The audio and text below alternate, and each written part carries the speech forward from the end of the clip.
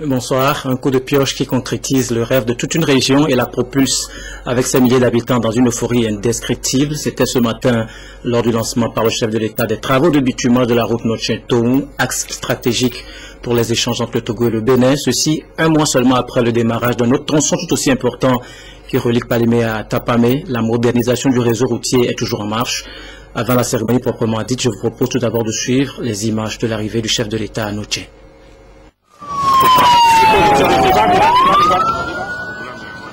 Cérémoniel d'accueil en 3 temps pour Fornia Simbé à Notchamp.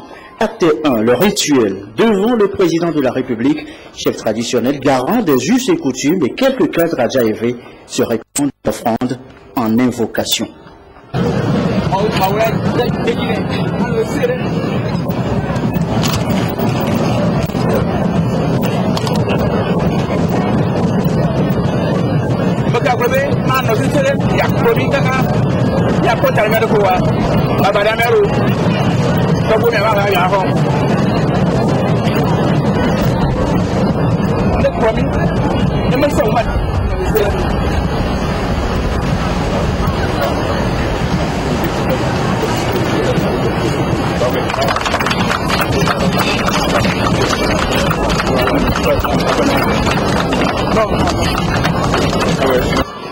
Acte 2, le chef de l'État fait son entrée sur le site où un autre cérémoniel républicain, celui-là, l'attend.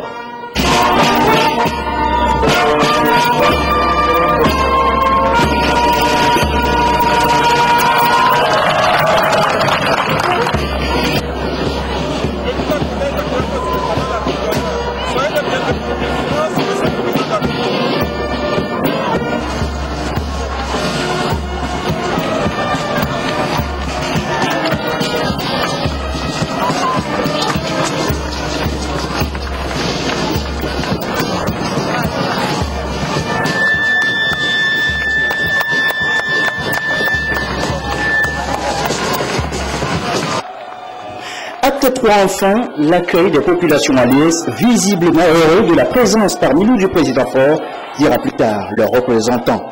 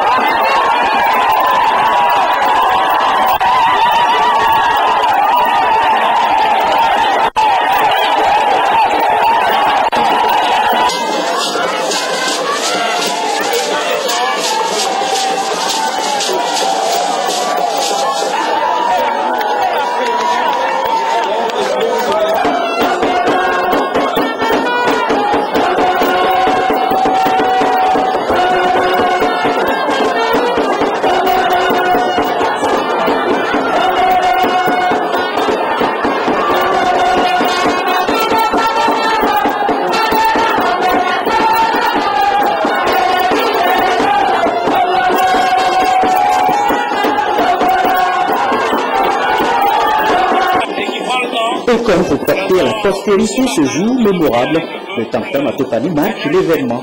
Le président Fornia Simbé salue à la fin de cet accueil festif aux allures de procession.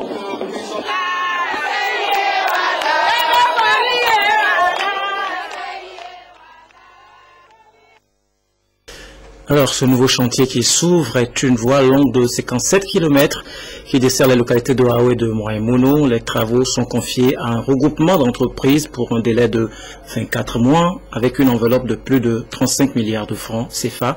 Le reportage de Gerson Dovo.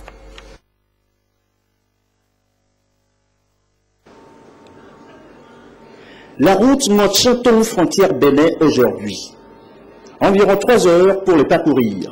Nous avons une route qui se trouve en état de dégradation et de déconvenue totale. Comme vous le voyez ici, nous avons, donc c'est une route en terre, comme les discours venaient de le dire, qui a été construite d'abord au moment de la colonisation. La route la durée de vie de la route est largement dépassée et les travaux d'entretien et courant. Les travaux d'entretien courant et périodiques qui s'exécutent ne sont plus d'actualité. D'où justement la nécessité de procéder aux travaux d'un nouveau chemin tracé, un aménagement et un bitumage sur 57 km qui, in fine, donnera ce chef-d'œuvre, moins d'une heure avec une vitesse de 80 à 100 km/h, une réduction de temps considérable. La nouvelle route se présentera en rase campagne, sous la forme d'une chaussée de 7 mètres de large, avec 2 accotements de 1,50 m de part et d'autre, soit une plateforme de 10 mètres de large.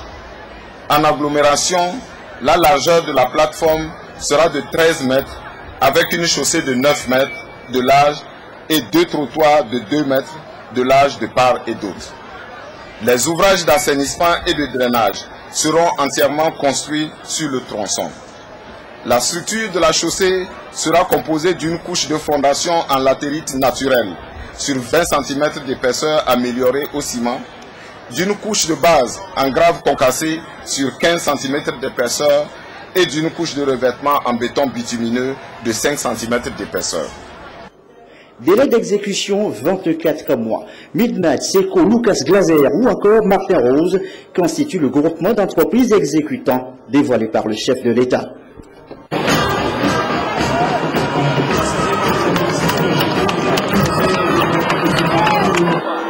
Ouvriers et matériels, entre autres des chargeurs, des gradeurs, des compacteurs, du camion belle sont déjà en attente. Le président Florian Sibé peut donner le coup d'envoi des travaux. Ce coup de pioche qui va changer le quotidien ici, dans le Hao et Moyen-Mono. Un coup de pioche trop longtemps attendu selon les populations. Enfin arrivé. Joie, allégresse, émotion se mêlent. Excellence, vous me voyez particulièrement heureux et pleurant de bonheur pour la tenue effective de cette cérémonie. Aussi, je voudrais, avant toute chose, exprimer la profonde reconnaissance des populations à votre Excellence, Monsieur le Président de la République, pour votre présence effective à cette cérémonie, montrant pour la deuxième fois au cours de cette semaine que vous êtes toujours attentif et très sensible aux préoccupations de cette population. Non seulement l'état d'impraticabilité empêche la population d'accéder au marché rémunérateur pour leurs produits agricoles, mais aussi, en cas d'urgence médicale, les populations ont vécu des drames indescriptibles. Excellence, qui a dit qu'on ne mange pas la route? Ceux qui ont vécu les préoccupations que je viens d'évoquer sont bien convaincus qu'on mange bien la route. Voilà une réponse assez ferme à cette boutade, assez répandue. On ne mange pas la route. Et pourtant, les impacts positifs sont là, palpables et quotidiens. Note aussi la BOAD qui accompagne l'État togolais dans la modernisation de nos infrastructures routières. C'est donc avec un grand plaisir que j'assiste aujourd'hui au lancement des travaux de cet important axe que constitue la route Nottié-Tohon frontière du Bénin. Ces travaux s'inscrivent dans le projet d'aménagement et de bitumage des routes nationales transversales au Togo sur une longueur totale de 288 km.